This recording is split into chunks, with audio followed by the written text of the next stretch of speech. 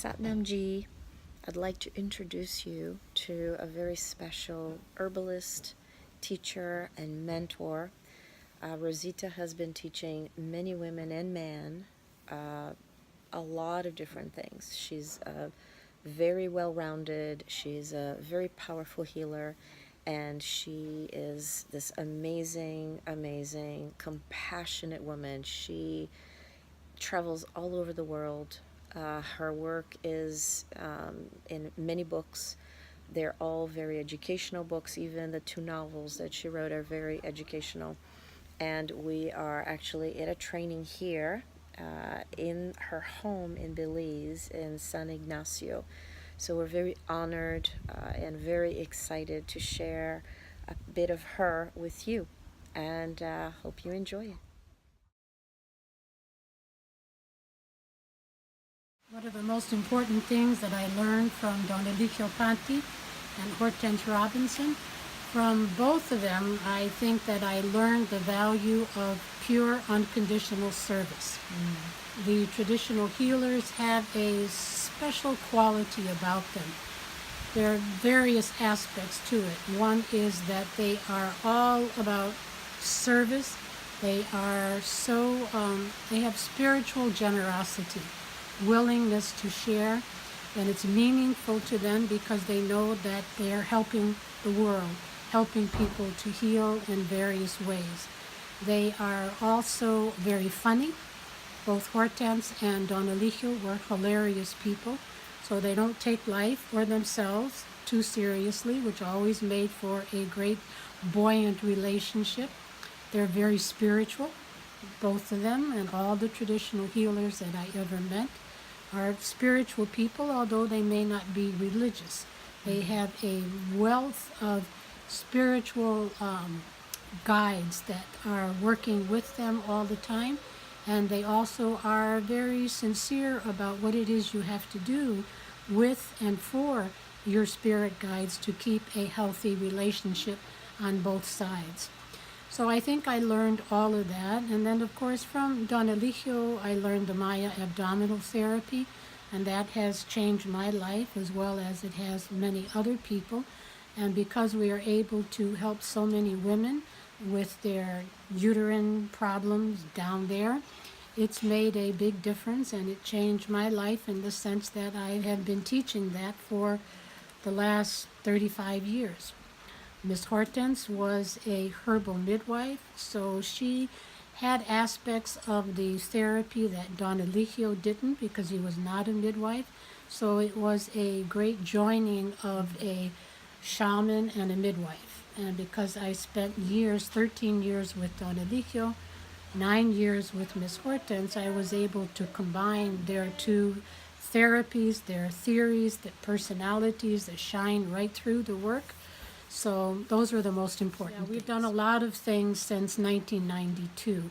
The first thing we did was to hold a series of traditional healers conferences that was actually funded by USAID, American tax dollars.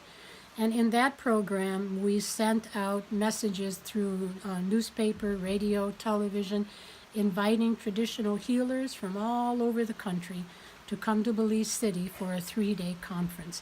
And the theme was, if you'd like to know, come and learn. If you know, come to teach. So they were the feature of the 3-day conference, and it was all about traditional healing and medicinal plants. Each of the traditional healers who came, and there were, on the first one, there were 300 people. Who knew? We were absolutely amazed. We expected 50 people to come to the first conference. And this was here in Belize? This was here in Belize in 1992 in Belize City. 300 people came to that conference and declared themselves as traditional healers. So that was fascinating. And every person was able to stand up in front of the group and say, this is my favorite plant. This is why I love it, and this is how I use it. Then we did a series of useful plants of Belize exhibit for school children over about 7 years. Each year, 2,000 to 3,000 school children came to visit an exhibit about as many useful plants of Belize that we could muster. So it was plants for medicine, shelter, for clothing, for musical instruments, and that was a good and successful program. We had our backyard garden plant book competition where children in 5th and 6th grade participated in a competition to who could make the best book on the medicinal plants that grew in their backyards. In order to make the book, they had to interview elders, mothers and grandmothers and aunties and uncles about the names and uses of the plants. We have for 22 years, ever since Don Eligio passed away, we have done our summer bush medicine camp. And at that camp, we have 24 children for 2 weeks just talking about traditional healing, learning about medicinal plants. They learn to do foot massages, they learn to do neck massages, they learn to do spiritual baths. And so that program has been ongoing, and as long as the funds are there, we will continue that program. Currently, we have ethnobotany in the classroom. And that is a program, 6 classes every week in the 4th and 5th grades. And during that class, each one lasts about 45 minutes. We bring medicinal plants, live, fresh medicinal plants into the classroom and get the children to tell us what they know about the plant. Does your grandmother ask you to go collect this? Did your mommy tell you what you use this for? Mm-hmm. And we are astounded at how much the kids know, and also astounded at how they love to serve and to help. That, I guess, is the greatest lesson from the ethnobotany in the classroom and from the summer bush medicine camp, is that the children actually do go home, make the remedies for their parents. They give their parents foot baths and foot massages, and so it's been a very wonderful and successful series of programs. Primarily, we focus on children. The Arvigo Institute is the umbrella organization that organizes all of my seminars. There is the Self-Care program, which is a weekend that anybody, men or women, are invited to, professional or not, to learn how to perform the Maya Abdominal Therapy on themselves. It's a very important aspect of our program because the self-care is how we maintain pelvic health for men and for women. And then the professional care training is open to people who have a license to touch other people therapeutically.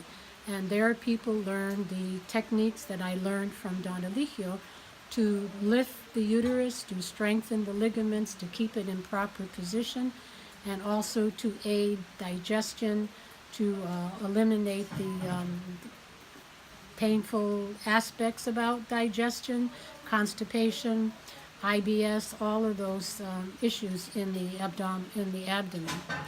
And then we have the what we're doing right now this week is the advanced clinical therapy, in which we focus more on back problems and also on the retroverted uterus and a specific technique that's only for that.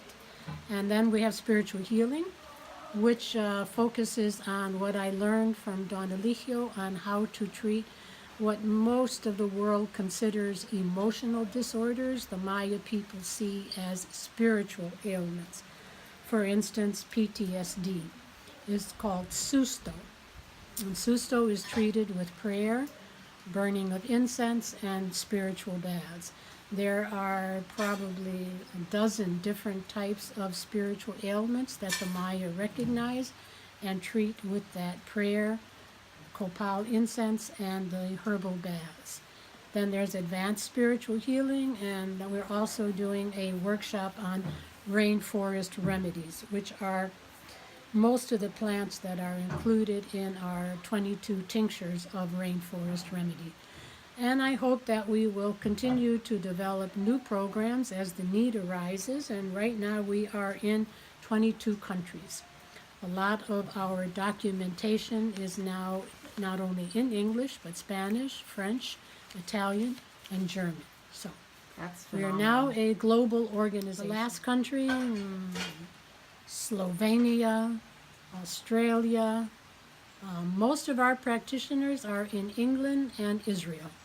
Wow. Those two countries really seem to need and appreciate the work the most. We have Japan, some maybe China, and it's a list of 22 countries. I think that it's the work that I do is my passion and my path. And if you can combine your path and your passion together, I think that you stay healthy and happy and focused and that your life has purpose. So I think it gives my life meaning. That's what keeps me going. I'm a healer, and the fact that I can help other healers heal and think that there's this ripple effect that goes out across the world. And when I think about the women who suffer interminably with menstrual disorders, and now we know that there's a global crisis in fertility, our work does a great deal to help resolve both those situations, and they are worldwide. It doesn't matter the culture or it doesn't matter the lifestyle. Those two of painful menstruation, uterine conditions, and fertility are universal, and we really have something to offer. So the fact that women heal, men heal, and as a healer, that's the most important thing for me. So I guess that's what keeps me going, passion and path. Go to the website, www.arvigotherapy.com. There's a calendar there, and there usually lists the events there, and it's often on Facebook, but the website is the best resource. And Arvigotherapy.com. I do walks in Chicago, Chicago City Herb Walks every Wednesday, and because I enjoyed those walks so much, because they were so popular, I'm now about to publish my 10th book, which will be The Urban Herbalist, a guide to the medicinal plants of Midwest cities. Beautiful. So how to find plants growing in your backyard, down the street, the empty lot, and it covers wild plants, garden plants, trees. Tierra mi cuerpo, agua mi sangre,